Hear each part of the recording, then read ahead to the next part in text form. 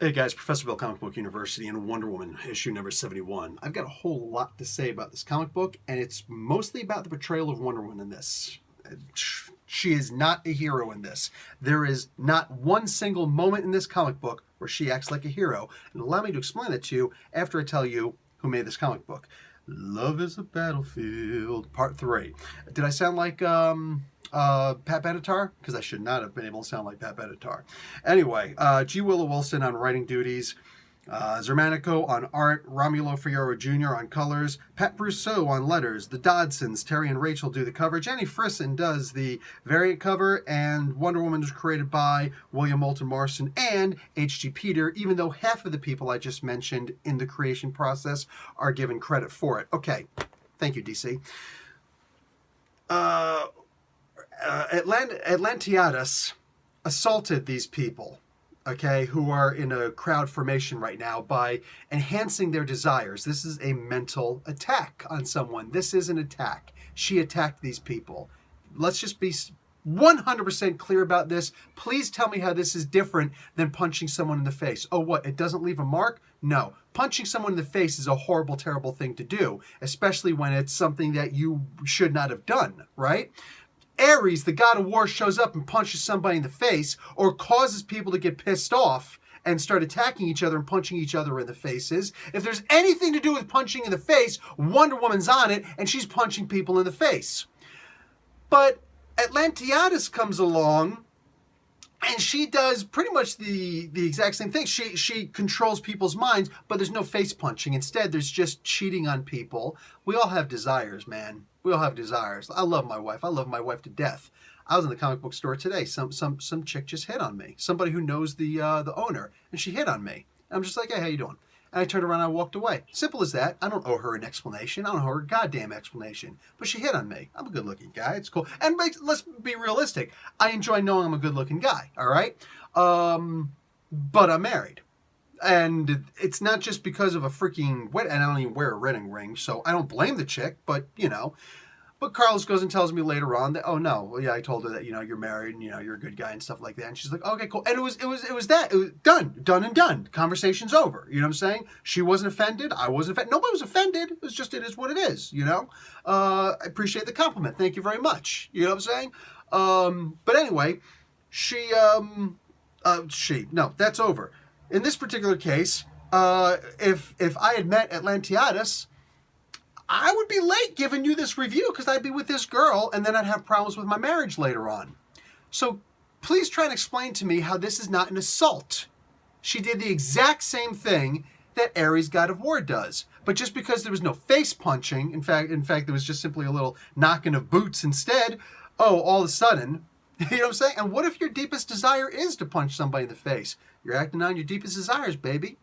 So what happened here? With these people with their emotions enhanced, they go up and they got sticks and pitchforks, whatever, you know, torches, probably from Home Depot also, the tiki torches. Anyway, they're ready to go after Atlantiadus because she assaulted them. That's what she did.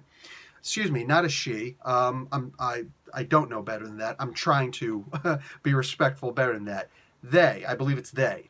Atlantiadus, because Atlantiadus is in everything. It's a little girl asks, are you a boy or a girl? She says, yes. I love that. That was cool. I like that. And the little girl, kids are usually, you know, malleable like that. Oh, that's the way the world is? Cool, man. If you got a problem with that, it's because you're bending a child in a different direction. Anyway, so this is the interesting part of this. They come up and they're pissed off, but they're acting on their desires. And right now their desire is to get their lives back in order. But who's the person who put their lives out of whack in the first place? So they're acting on their desires. They're angry. Their desire is to hurt her.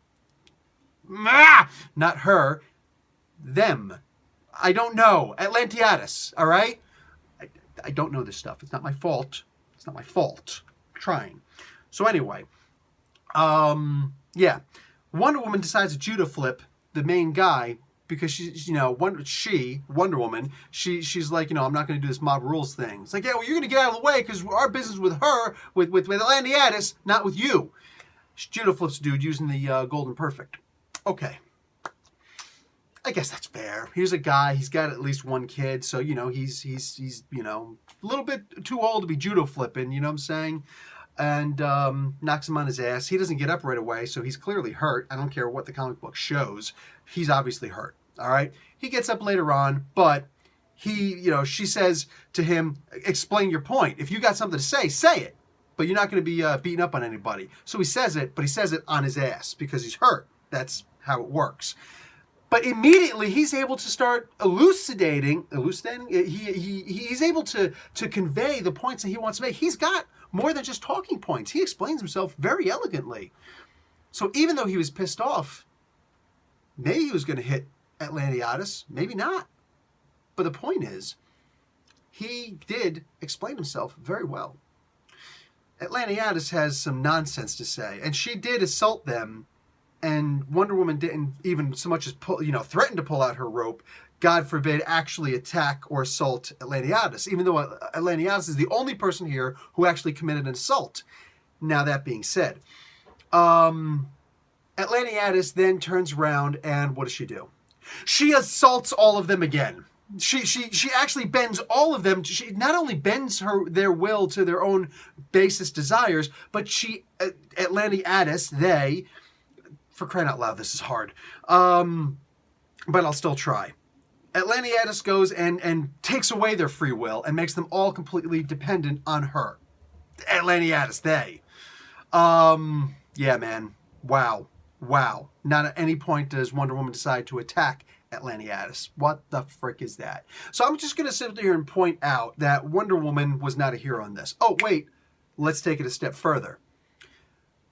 The goddess of love, Atlantiadis' mother, Aphrodite, she is not meant to go around and attack people or fight or anything like that. As a former soldier, as a pretty tough guy, still pretty well versed in the martial arts, if I go and tell Thomas and Martha Wayne, do not go with your son down that alley, that is in fact Crime Alley, and I just saw this dude go in the alley himself. I think his name was Joe Chill or something like that. Don't go down that alley. If they choose to go down that alley anyway, I'm sorry. I don't care if I'm freaking Superman. Am I under any expectation to go down there also? No, I'm not. I gave you a warning. You want to be stupid, you go be stupid. You know what I'm saying? That you want Batman? Because that's how Batman happens. Good for us, bad for Batman. Anyway, yeah, dude, there was just nothing but stupidity in this. Aphrodite is not freaking Superman or Ares or any of the gods like Artemis who can actually fight, hold their own.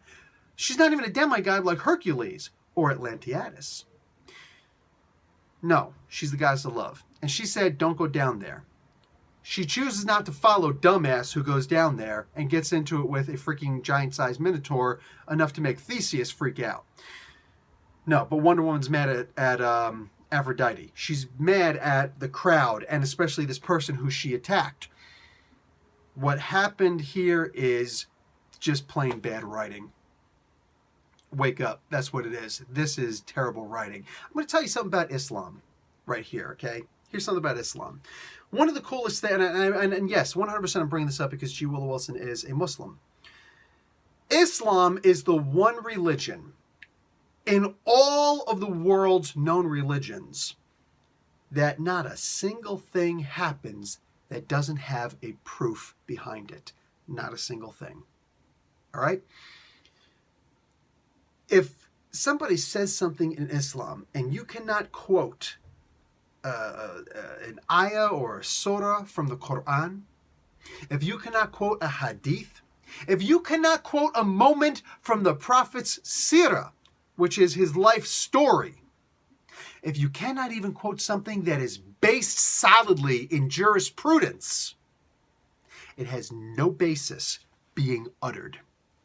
In fact, it's called innovation when you do that.